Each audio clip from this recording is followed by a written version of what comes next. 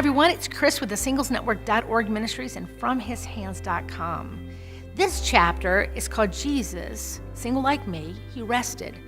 Now, a lot of people are thinking, why would you do a rest chapter in relation to singleness? I mean, shouldn't married people rest too? Well, of course they should rest. But what I found as a single adult, sometimes we're not good at resting. Maybe it's because if we slow down too much, God might speak to us in a way we don't want to hear. Or maybe if we slow down, we'll be leaving God to our direction in life instead of being in charge of it ourselves. Well, that kind of happened to me.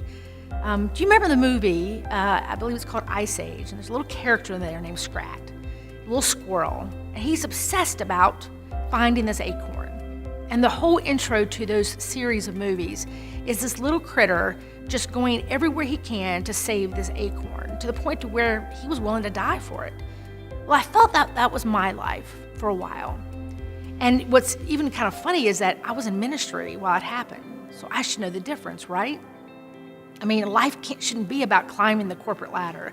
It shouldn't be about accumulating bigger and better stuff. It shouldn't be about only seeking a mate. And so I found myself a lot like Scrat. I was chasing some things that weren't really healthy. And as a result, I was getting worn out. Well, what happened was, a few years ago, I got an issue with my health called vertigo. Now, a lot of you may or may not know much about vertigo. It's basically when the room starts to spin and you can't do anything. And so unlike a cold that you can, work with a cold and you can work with a cough, you can work with a headache, you cannot work when you have vertigo. And so at the time in my life, I was trying to find work as a speaker. And so I didn't really know how to go about it. I thought, you know what, I'm going to kind of create my own destiny. I'm going to pick up the phone and I'm going to call that pastor and say, hey, you need to bring me to speak. Or I'm going to happen to drive 8 hours out of my way to drop off a Bible study for a pastor so he can see the book. And I really didn't understand completely that I needed to rest in Christ because He was in control of my future. And so I was busy working, trying, and I would literally get up and drive hours out of my way and then hours back.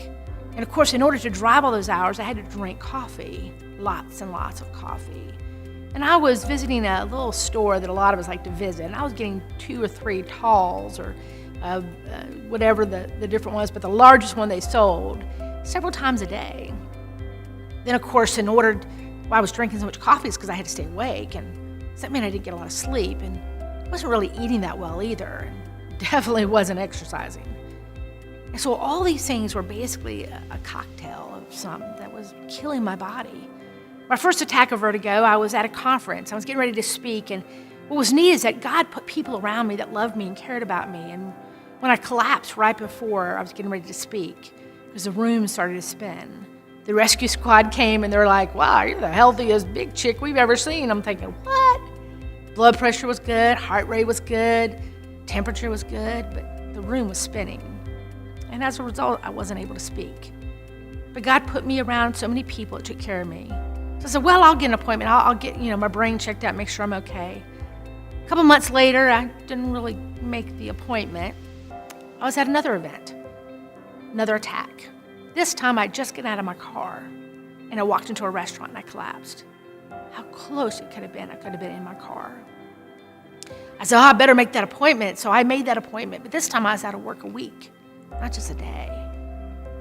So while I was waiting to get that appointment, I was at yet another big conference, and I was sitting in the back listening to the preacher preach, and I bent down to pray, and I collapsed. I remember crawling out on my hands and knees into the foyer of the church and laying down on a couch and waiting and praying for God to bring a woman by because I couldn't open my eyes. Finally, a woman came and I said, could you find a Pastor Dowd? He knows me. Because again, God put me in a place of safety. He wasn't allowing what to happen to make me fearful. He allowed what to happen because He was trying to show me something. So I ended up in the hospital again. I was in the hospital a week this time. Or again, I went to the hospital. I was in it a week. And while I was there, I began to realize I need to make some changes. Well, I ended up being out of work for 3 months. And in those 3 months, I found out that I was the cause of my problem. There was no problem with my brain. There was no problem with any part of my body other than I was slowly killing myself Because one, I believed I had to be in control. I had to make the decisions about the jobs I was getting, the work I was getting. I mean, I trusted God for some of it, but what is my part? When am I supposed to do something? What's the difference? When do I go after things? Well, I had to rest. 3 months of it. I guess I didn't get it the first time. 3 months of resting, 3 months of studying the Word, 3 months of waiting to hear from God. And God said, Kris, you're not a very good rester. For whatever reason, you need to learn like me, like Jesus. Jesus rested. He knew when it was time to get away to those places and pray. He knew those times to get away and be refreshed, those times to get sleep. Believe me, if he had an agenda, anybody did. He had 3 years to get a lot accomplished, but yet he knew that you have to stop. And then sometimes you have to stop and hear things you don't want to hear. And during those times, God told me about my singleness and things that were coming up, some things I did want to hear, some things I didn't want to hear, but it was all good. Because when you stay so busy, guys, you don't allow God to speak into your life, and you don't allow God to interrupt your life to do his work. This is Kris Swiatocho with thesinglesnetwork.org and from hishands.com ministries.